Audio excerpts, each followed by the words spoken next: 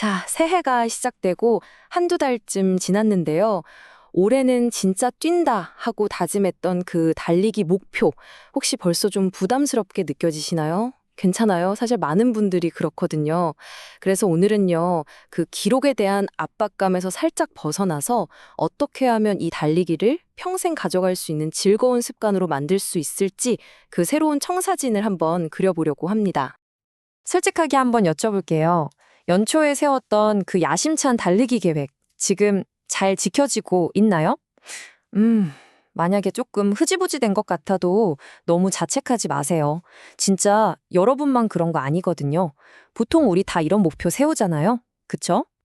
예를 들면 이런 거요. 올해는 무조건 10K 완주한다. 딱 떨어지는 거리 목표.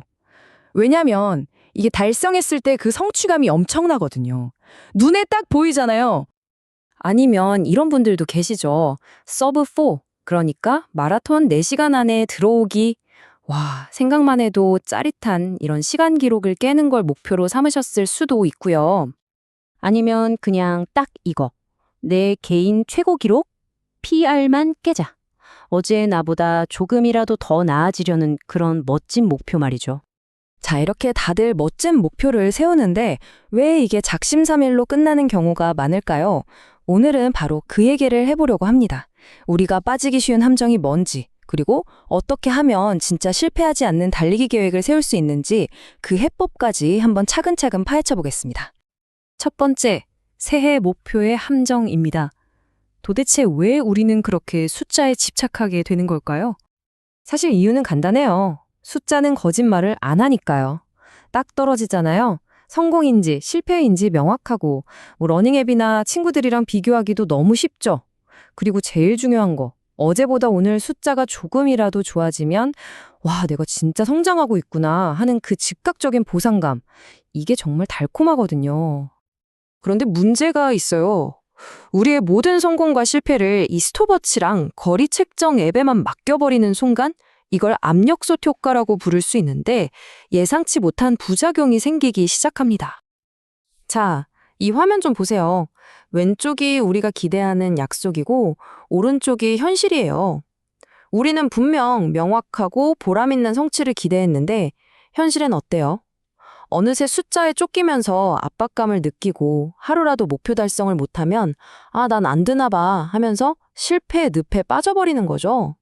달리기가 더 이상 즐겁지 않게 되는 거예요. 이게 핵심입니다. 달리기가 더 이상 즐거움이 아니라 나를 끊임없이 평가하는 과제가 되어버리는 거예요. 시원한 공기 마시면서 스트레스 풀려고 시작했는데 어느새 또 다른 스트레스를 받고 있는 거죠. 자, 그럼 이제 어떻게 해야 할까요? 포기해야 할까요? 아니죠. 이제부터가 진짜입니다. 관점을 결과에서 과정으로 확 바꾸는 거예요. 훨씬 더 건강하고 오랫동안 지속할 수 있는 목표 설정의 틀을 한번 같이 만들어 보죠. 그 첫 번째 기둥이 바로 빈도 목표입니다.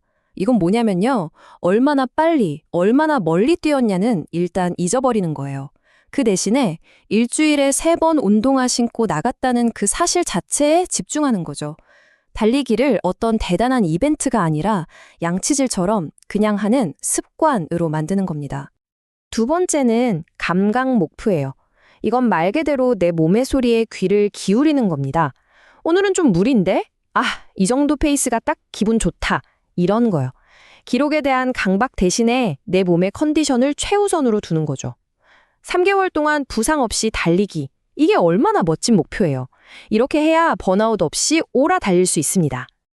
그리고 세 번째, 정말 중요한 삶의 목표입니다. 달리기가 내 인생에서 어떤 의미를 갖는지 정의하는 거예요.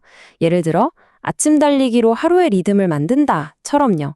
이러면 달리기는 단순히 살 빼는 운동이 아니라 내 하루를 활기차게 시작하게 해주는 아주 소중한 의식이 되는 거죠.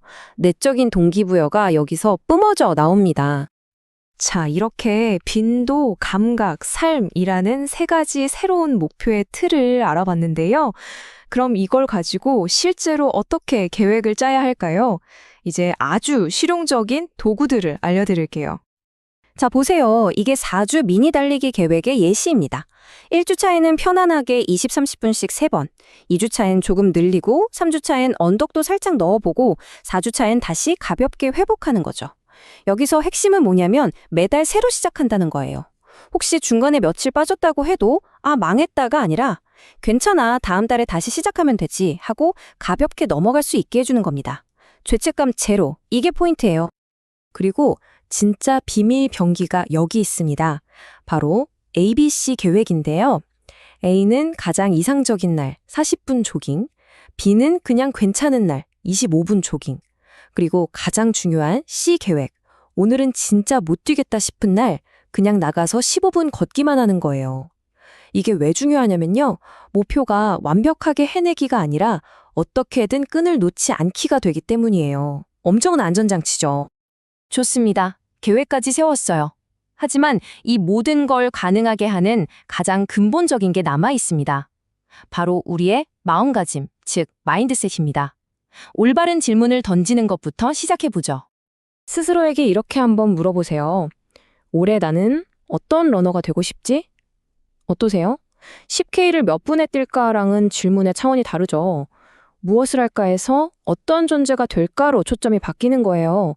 훨씬 더 깊은 의미를 찾게 됩니다. 하나 더요. 나는 달리기를 통해 무엇을 지치고 싶은가? 이 질문도 정말 중요해요. 어쩌면 그건 복잡한 머릿속을 비워낼 정신건강일 수도 있고 아이들과 더 활기차게 놀아주기 위한 에너지일 수도 있죠. 이렇게 달리기를 내 삶의 소중한 가치와 연결하는 순간 누구도 빼앗을 수 없는 강력한 동기가 생겨납니다. 자, 이제 거의 다 왔습니다. 지금까지 이야기한 이 새로운 생각의 방식을 깔끔하게 정리하면서 여러분의 달리기를 한번 재정의해 보겠습니다. 이 표를 보시면 한눈에 들어올 거예요. 새로운 목표의 위계 질서입니다.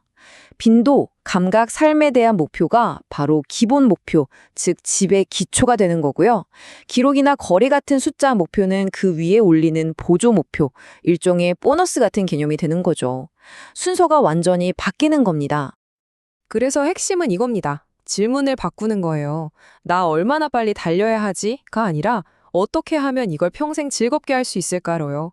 이 질문 하나가 여러분의 러닝 라이프 전체를 바꿔놓을 겁니다. 정말이에요. 자, 이제 선택은 여러분의 몫입니다. 기록에 쫓기는 러너가 될 것인가, 아니면 자신의 삶과 호흡하며 평생을 함께하는 러너가 될 것인가?